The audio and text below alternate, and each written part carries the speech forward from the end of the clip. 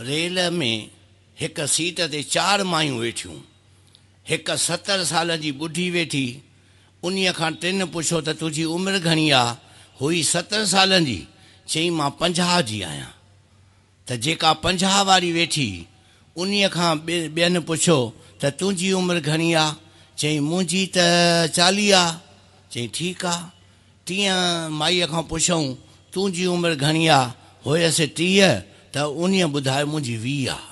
ऐं जेका सचपच हुई 15 साले जी त उन्हीअ खां पुछो तुंहिंजी उमिरि घणी आहे? चई मुंहिंजी त छड़ो 10 आहे। त मथीअ सीट ते हिकिड़ो काको ॿुढो इहो वेठो माए जूं ॻाल्हियूं ॿुधे। उन्हीअ सोचियो मां बि कोई ड्रामो ॾेखारियां। हे ॿुढियूं पंहिंजी उमिरि एॾी घटि थियूं ॿुधाइनि।